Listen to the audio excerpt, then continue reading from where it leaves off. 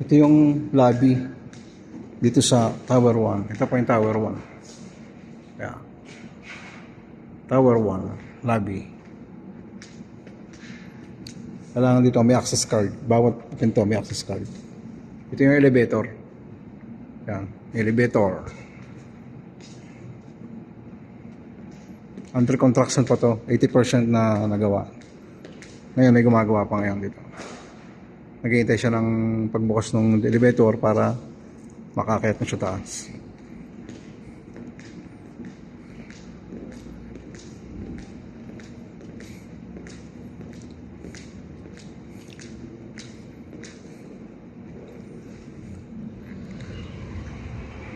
Labasan.